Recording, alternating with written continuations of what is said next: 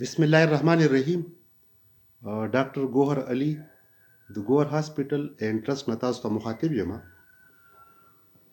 څنګه چې تاسو ته پته ده ټولو ته چې د کله نه د یخنۍ دا موسم راغلی دی، نو په مشرانو کې د مرګونو شره چې ده دا زیاته شوې ده.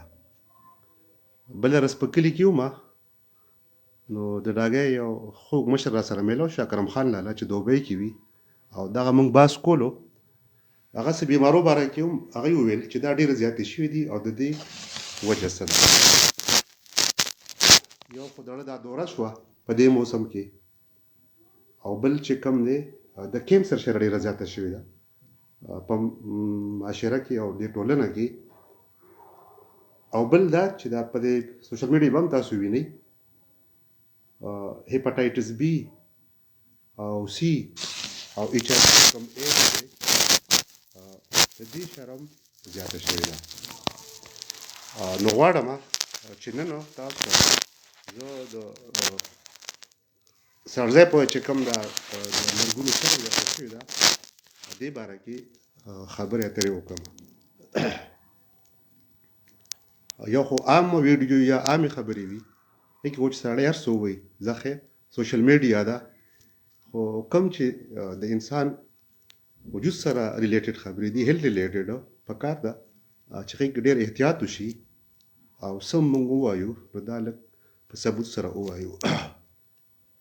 کوشش زما دا چې د وخت په وخت باندې داسې اهمو خبرو یا اهمو مرضونو یا اهمو مسالو نه تر خپله وسه پورې خلک خبر کړمه. خدایره خبره دا یو ګران کار وي، دا خو لږ پوره سټډي په کار وي، نو دوره وخت کله میلو شي کله میلو نشي، خو کوشش به زمونږ دا وي چې وخت په وخت داسې اهم چې بیماری دي یا مرضونه دي هغې باره کې تاسو سره زه ډسکشن وکړم. د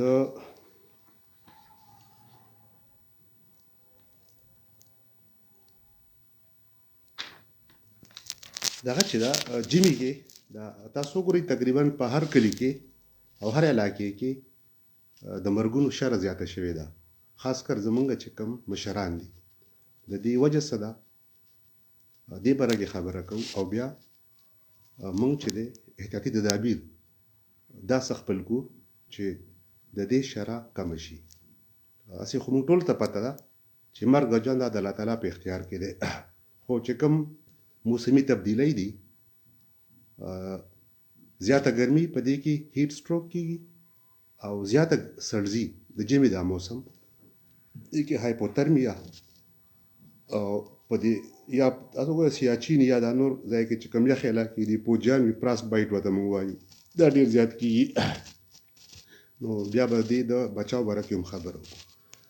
لومبې تاسو وګورئ عامې خبره ډسکس کړو. کوشش زما دا دی چې زه میډیکل ټرمز کم استعمال کړم، او چې کوم عام خلک په یو ساده خبره پوهېږي هغه زیات استعمال کړم. وګورئ په دې ژمي کې تاسو وګورئ دا اکثرو خلکو دا نیټ هم کله سلو شي کله تیز شي، نو ویډیو کې به لږ کېدای شي پرابلم راځي تاسو ته هم. د ژمي کې چې دی تاسو وګورئ دا ګوتې نه وي، د لاسو ګوتې یا د خپو ګوتې یا شونډې او یا د غوږ چې وي ایر لوبس او یا د پوزه چې کوم وي، نو دې ژمي کې تاسو وګورئ کله نه کله د هغې رنګ چې دی دا بدل شي. د دې ګوتو اکثره په ژمي کې دا زیړ شي کله تور شي. وجه د دې دا ده چې دغه ځای کې چې کوم رګونه دي دا تنګ شي او دې ته د وینې چې کوم سپلای دا کمه شي. تاسو وګورئ چې کوم ژمي چې کله چله چې هم ساړه کېږي هغه څه کوي داسې ځان راغونډ کړي. په چا چې دغه ویلی دی فزکس یا سائنس اردو کې به ویل شي چیزیں गर्म होने से सुखलती है और ठंडी होने से गर्म होने से पेलती है और ठंडी होने से सुखलती है. نو کوم سیز چې موسم یخېږي دوره دا تنګېږي. د وجود چې دی د وجود چې کوم نظام دی دې ته موږ وایو د بلډ سپلای، کارډیو واسکولر سیستم، زړه او رګونه.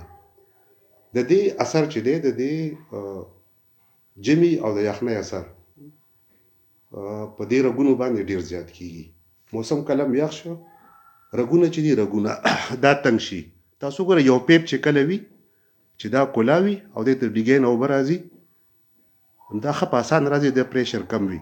خو کله چې د پیپ تاسو تنګ کوي او په دې باندې د ډیګین اوبه راځي نو دا بیا زیات پریشر کې راځي زیات پریشر کې راځي نو تاسو ګوره د پیپ بیا شیدوم خطر وي. دغه مثال زمونږ د رګونو دی چې کله موسم یخ شي او جمع شي دغه رګونه چې دي دا تنګ شي. دې ته موږ وایو ویسو کنسټرکشن.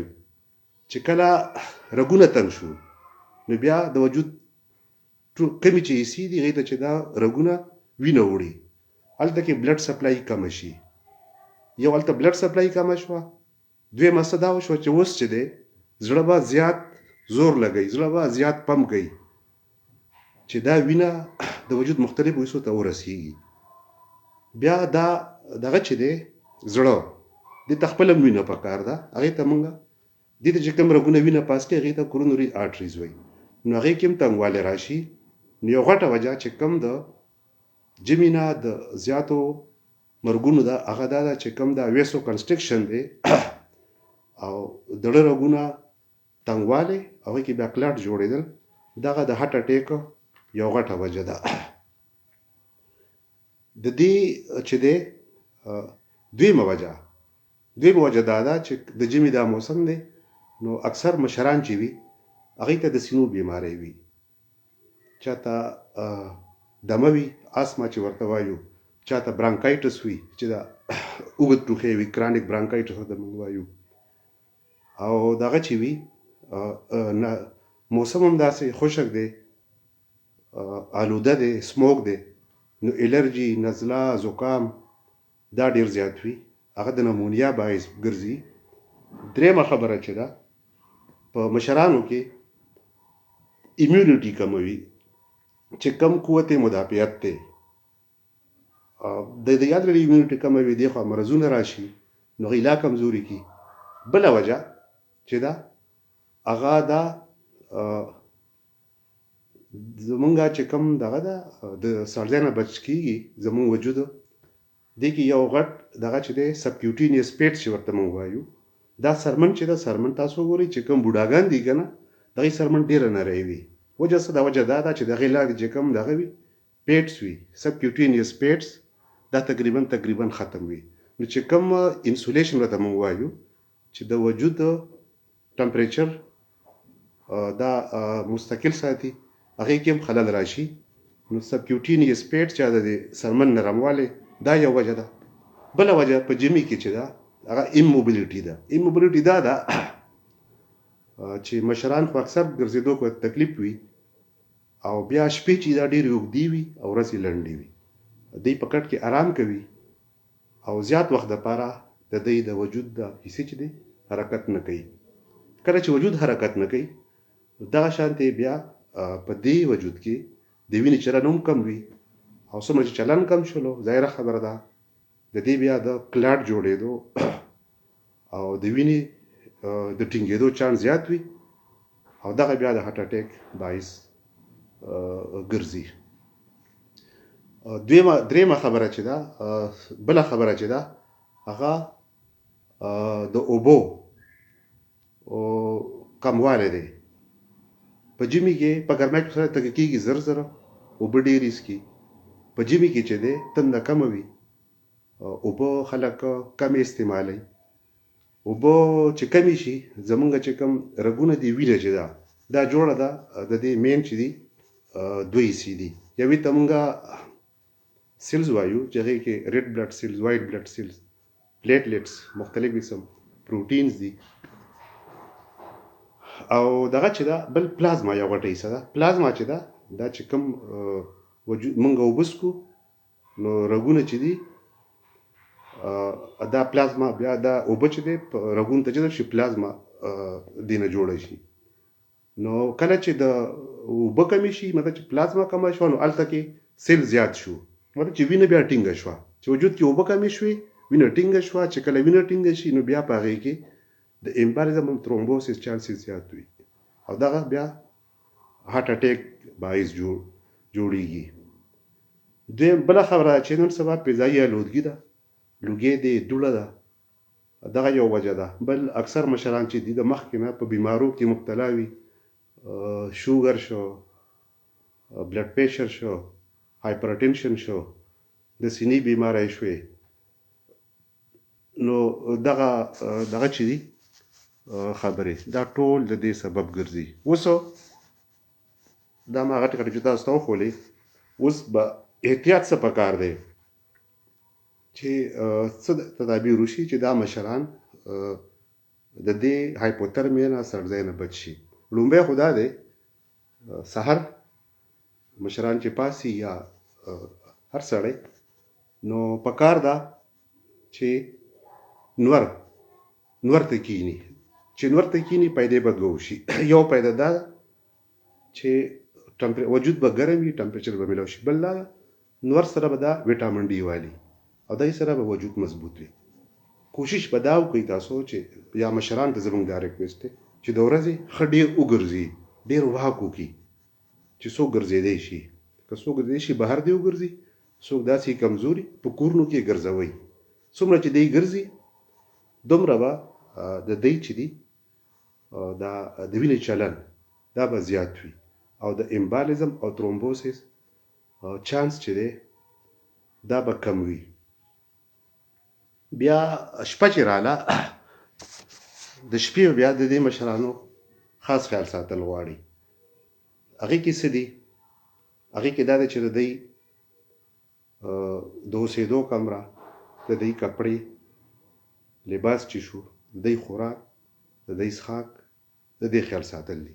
ښه اوس چې دی کمره دې سره به څه کوو چې کوم ملکونه دي ترقي یافته هلته کې سنټرل هیټینګ سیسټم وي یا انسولیټر لګېدلی وي، نو هغې چې دي هلته کې بعضې ملکونو کې درجه حرارت منفي 60 منفي 70 منفي 80 پورې دا سایبیریا کې چې کوم ښارونه دي هلته کې رسي. هغوی خلکو پوره یو سیسټم ډیولپ کړی دی، هغې باندې دې اثر نه غورځېږي. موږ سره خو هغه نشته، زموږ مالي حالت داسې نه دی چې موږ دومره یو ډیولپ کار وکړو یا داسې کورونه جوړ کړو. نو کمرې به لومبی د دې مشرانو کمرې ګرمې ساتل دي. کمرې به ګرمې څنګه ساتو؟ دا که چا سره د بجلی هیټر وي او یا د ګیس وي دغه استعمالول پکار دي.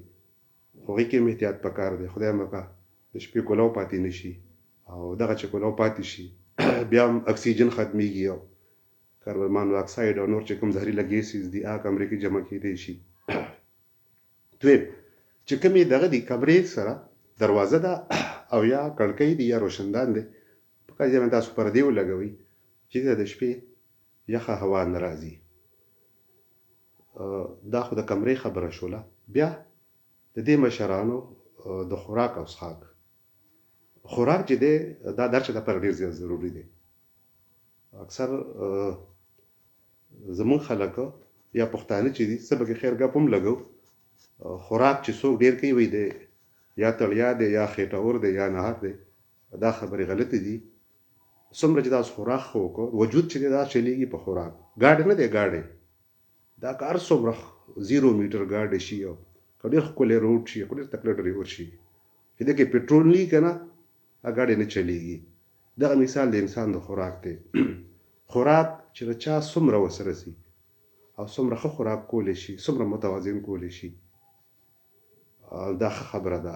بلکې دا خو ثواب دی چې الله خدای پاک وس ورکړی وي او چې خوراک نه کوي په ځان باندې کنجوسي کوي دې ته بخیل وي. نو خوراک لومړی خوراک دی. کوشش وکړئ چې مشرانو له ښکلی خوراک ورکوي. بیا مشروبات څه دي چې دې مشرانو له ګرم مشروبات پکار دي. ګرم کې څه دي؟ چای ده، قهوه ده، یخني ده، سوپ دی یا دغه چې ده خشکه میوه بادام شو، چغزی شوې او که دغه نی ګراني دا خورځی میلاویږي، پلي نه دي دا خورځی کې میلاویږي. دا دې مشرانو له ورکوئ. بله خبره چې کوم وجې مونږ وښولې هم د دې ته اوس زه دغه وامه دا ما ځان سره ټول په دې دغه کې لیکلي دي کاغذ کې. دا مشران چې دي دوی د خوراک بل دی له به د خوراک دغه خبره کوم مشروباتو کې بیا چې دي اوبه دي کوشش به کوي چې د مشران له اوبه ډېرې ورکړي زیاتې ورکړي کوبس کې هم کني تاسو ته ما وایي چې دا چای قهوه یخني سوپ شو او نن سبا د مالټې هم دغه دي راغلي دي دې سره به دی چې اوبه زیاتې وي په رګونو کې چې دی پلازما برابر وي او د بلډ د کلاټ کېدو د کولوري امبالیزم او دغه چې کوم دی ترومبس د دې چانس به کم وي او د هارت اټیک خطر به هم په دغه حساب باندې کمیږي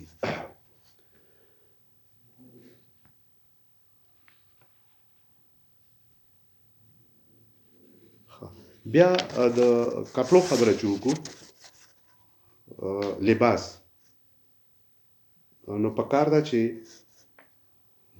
جرابې دستانې په سر باندې ټوپای مفلر صادر سویټر دا استعمال کړی شي دا خو استعمالي خلک او سره د ریمایندر د پاره دا کوم چې وسره دغه استعمال شي بیا نن سبا چې دا باران نشته او ډیره آلودګي ده دوړه ده لوګي ده او یا مشران په کور کې ناسي ځانه جارو وهي نو دام پکار ده چې مشران دغه نه لري کړی شي او بیا جارو والی شي ځکه مشران دغه ته چې لاړ شي ریسپیریټری سیستم ته دا ډست چې دی او دا د الرجی باغی سو بیا نزله زکام نمونیا هغه ته خبره تلی شي کنه نو یو دا احتیاط پکار دی او بل چې دی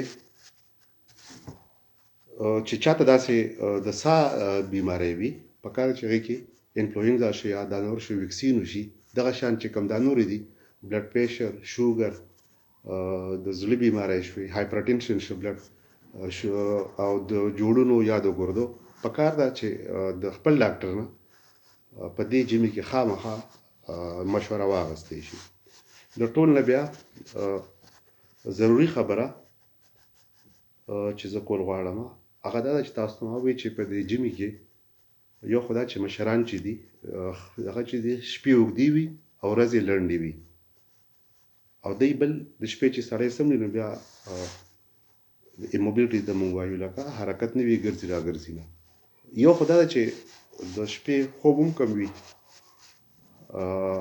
او دغه چې دی موبایل هم وي نو کوشش دا وکړئ چې مشران د کېږي دغه ټایم تاسو که دا مشران لږ کور کې وګرځي را وګرځي په دې کمرې کې وګرځي نو ښه به وي که نه شي کېدی نو بیا ښه دا ده چې دې چې کوم کشران دي هغوی له مساج وکړي او چاپي چې ده چې دا ورته مونږ وایو دا یو څو غټې غټې خبرې وي تاسو ته ما وکړ عامې خبرې دي د میډیکل نه علاوه عام ژوند خبرې دي نو مطلب زما دا و چې دا شره ډېره زیاته شوې ده او غټه وجه هم د هارټ اټیک دی او یخني ده د دې نه چې مشران بچ کړی شي نو ډېره غوره به وي